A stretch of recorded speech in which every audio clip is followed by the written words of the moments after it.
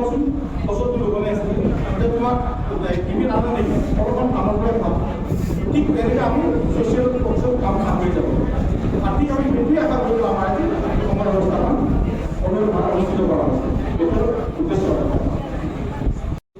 চেঙাত কৃতিমানক সম্বৰ্ধনা এছ ট্ৰাষ্টৰ বৰপেটা জিলাৰ চেঙা মুছলমান গাঁৱত অৱস্থিত পূব চেঙা হাইস্কুলত দেওবাৰে কৃতিমানক সম্বৰ্ধনা জ্ঞাপন অনুষ্ঠান এটি অনুষ্ঠিত হৈ যায়। এছ ট্ৰাষ্ট অসমৰ উদ্যোগত প্ৰথমবাৰৰ বাবে অনুষ্ঠিত এই সম্বৰ্ধনা অনুষ্ঠানটোত সদ্য ঘোষিত হাইস্কুল শিক্ষান্ত আৰু উচ্চতৰ মাধ্যমিকৰ চূড়ান্ত পৰীক্ষাত কৃতিত্বৰে উত্তীৰ্ণ হোৱা বৃহত্তৰ চেঙা মাছদিয়া চতলা বহৰী আদিকে ধৰি কেইবাখনো গাঁৱৰ কৃতি ছাত্ৰ ছাত্ৰীক সম্বৰ্ধনা জ্ঞাপন কৰা হয়। অৱসৰপ্ৰাপ্ত শিক্ষক ইছমাইল হুছেইনৰ সভাপতিত্বত অনুষ্ঠিত সভাখনিৰ উদ্দেশ্য ব্যাখ্যা কৰে এছ ট্ৰাষ্টৰ মুখ্য ন্যাসৰক্ষী ডক্টৰ হাফিজুৰ ৰহমানে। অনুষ্ঠানত হাইস্কুল শিক্ষান্ত আৰু উচ্চতৰ মাধ্যমিকৰ চূড়ান্ত পৰীক্ষাত সুখ্যাতিৰে উত্তীৰ্ণ হোৱা ৮৫গৰাকী কৃতি ছাত্ৰ ছাত্ৰীক সম্বৰ্ধনা জ্ঞাপন কৰা হয়। ইয়াৰ ভিতৰত ২৫গৰাকীয়ে ডিষ্টিংশ্যন লাভ কৰা ছাত্ৰ ছাত্ৰীও আছে। ডিষ্টিংশ্যন লাভ কৰা ছাত্ৰ ছাত্ৰীক গ্ৰন্থৰ টোপোলা গামোচা আৰু প্ৰমাণপত্ৰ প্ৰদান কৰে আনহাতে ষ্টাৰ আৰু প্ৰথম বিভাগত উত্তীৰ্ণ হোৱা ছাত্ৰ ছাত্ৰীক গামোচা আৰু প্ৰমাণপত্ৰ প্ৰদান কৰে এছ ট্ৰাষ্ট অসমৰ তৰফৰ পৰা।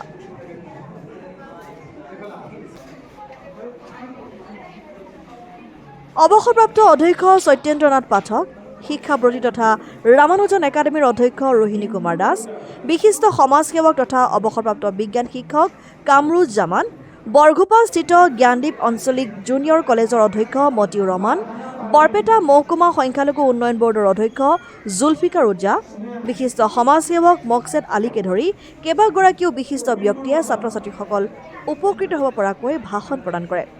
এছ ট্ৰাষ্ট অসমৰ মুখ্য ন্যাসৰক্ষী ডক্টৰ হাফিজুৰ ৰহমানে এনে পদক্ষেপ গ্ৰহণ কৰাত শিক্ষা সচেতন ব্যক্তিৰ লগতে অভিভাৱকসকলেও ডক্টৰ হাফিজুৰ ৰহমানক প্ৰশংসা কৰে।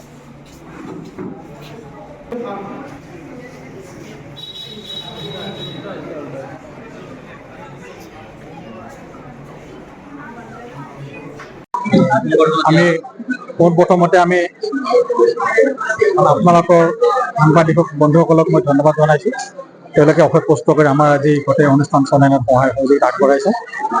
আমাৰ আচলতে এছ ট্ৰাষ্টৰ অসমৰ অধীনত আমি আজি প্ৰথম বাৰ্ষিক হিচাপে আমি সম্বৰ্ধনা অনুষ্ঠান আৰম্ভ কৰিছিলোঁ। আমাৰ উদ্দেশ্য আছিলে যে আমাৰ এইটো অঞ্চলত মানে চেঙাবাসী যিটো আমাৰ অঞ্চল এই অঞ্চলত এতিয়ালৈকে কেনেকুৱা ধৰণে ভাল ল'ৰা ছোৱালীৰ ৰিজাল্ট ভাল কৰাৰ পিছত আমাৰ তেনেকুৱা ধৰণৰ বিশেষ সম্বৰ্ধনা অনুষ্ঠান এটা হোৱা নাছিল। আমি চিন্তা কৰিলোঁ যে আমাৰ এছ ট্ৰাষ্টৰ আণ্ডাৰত আমি কিবা এটা কৰিব পৰা যায় নেকি। ঠিক তেনেকুৱা এটা ভাৱ লৈ পেলাই আমি আজি 19 তাৰিখে আজি আমি মেট্ৰিকত যিখিনি ফাৰ্ষ্ট ডিভিজন পাইছে star distinction higher secondary star distinction গোটেইখিনিকে আমি সম্বৰ্ধনা অনুষ্ঠান হিচাপে আমি তেওঁলোকক এখন মানপত্ৰ এখন দিয়া হৈছে, এখন ফুলাম গামোচাৰে আদৰণি জনোৱা হৈছে আৰু যিখিনি ডিষ্টিংশ্যন পাইছে তেওঁলোকক আমি বিশেষভাৱে আমি এটা দিছোঁ, আমি ডিক্সনাৰী এখন কৰি দিছোঁ তেওঁলোকক দেখি পেলাই আমাৰ পিছৰখিনিও যাতে পিছৰ চামে আমাৰ অনুপ্ৰাণিত হয় যে আমিও যদি ভালকৈ ডিষ্টিংশ্যন পাওঁ আমিও এখন ডিক্সনাৰী পালোহেঁতেন।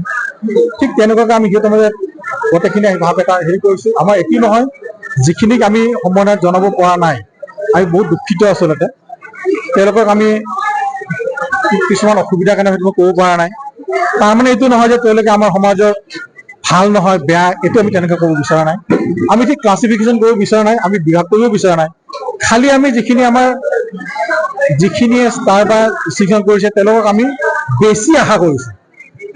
বাকীখিনিক আমি এৰি দিয়া নাই, আমাৰ সমাজৰ মানুহখিনি ভাবিব নালাগে তাৰ বাকী এৰি দিছোঁ। বাকীখিনিৰ প্ৰতি আমাৰ শুভেচ্ছা আছে, সুভাষিক আছে, তেওঁলোকে ভালকৈ পঢ়ক। অহা বছৰ এইবাৰ যিখিনিয়ে HSLC পাছ কৰিছে হায়াৰ ছেকেণ্ডেৰী তেওঁলোকে আৰু ভালকৈ পঢ়ক।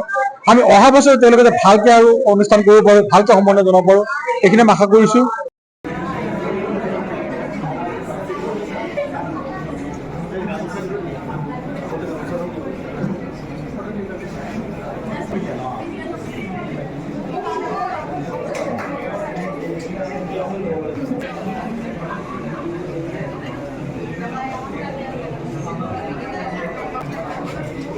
News desk report democratic Assam.